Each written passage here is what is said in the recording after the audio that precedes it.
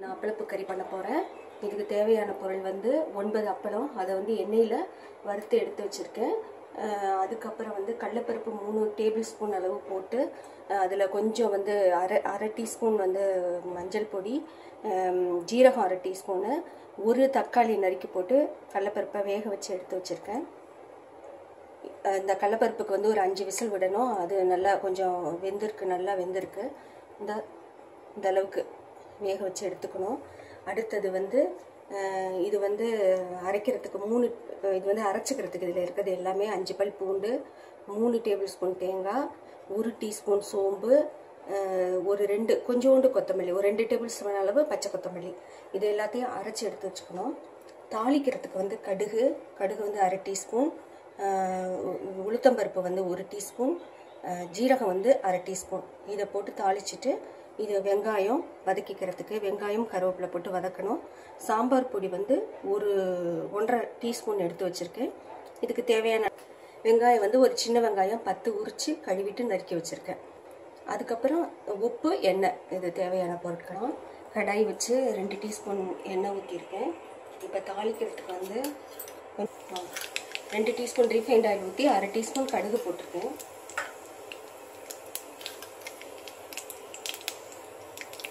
கடுகு வெடிச்சிருச்சு. இப்போ 1 டீஸ்பூன் வந்து வெள்ளை உளுந்து போட்டிருக்கேன் தாளிக்கிறதுக்கு. அரை டீஸ்பூன் அளவு வந்து சீரகம். இப்போ நல்லா செவந்து வரும்போது கருவேப்பிலை போடணும். கருவேப்பிலை போட்டேன். கருவேப்பிலை போட்டதுக்கப்புறம் இப்போ வெங்காயம் சேர்க்கணும். நறுக்கி வச்ச வெங்காயம், சின்ன வெங்காயம்.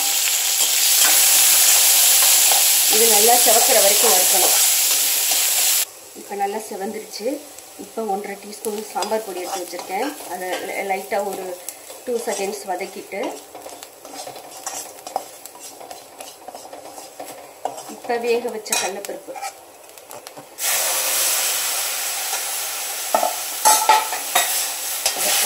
போட்டுட்டு இங்கே வந்து 1 டம்ளர் அளவு தண்ணி எடுத்து வச்சுருக்கேன். அதில் அரை டம்ளர் தண்ணி ஊற்றி இதை போட்டுட்டு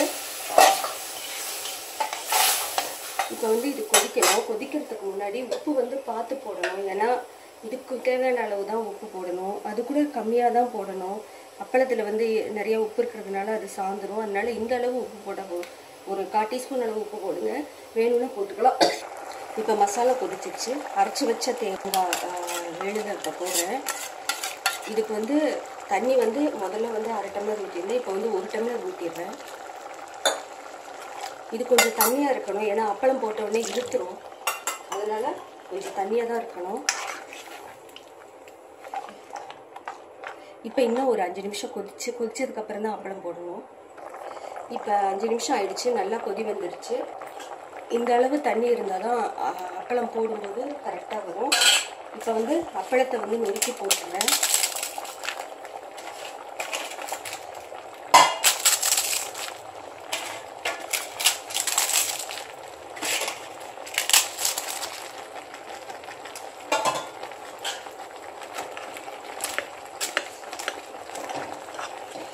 இது போட்டுட்டு ரொம்ப நேரம் விடக்கூடாது. ஒரு 2 நிமிஷத்தில் ஸ்டவ் ஆஃப் பண்ணிடணும்.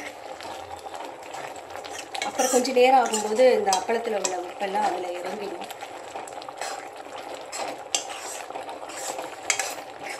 ரெண்டு நிமிஷம் கொதிச்சிருச்சு. ஸ்டவ் ஆஃப் பண்ணிடுறேன். இது இந்த அளவுக்கு இருக்கும்போதே இது வந்து இழுத்துடும். அதனால் இது கரெக்டாக இருக்கும். உடனே சாப்பிட்றதுக்கு சரி. கொஞ்சம் நேரம்னா கொஞ்சம் திக்காயிடும். அப்படி எங்கள் வீட்டில் இது பாரம்பரியமாக செய்கிற ஒரு டிஷ். இது எல்லோரும் ட்ரை பண்ணிவிட்டு உங்களோட கமெண்ட்ஸை சொல்லுங்கள். நன்றி.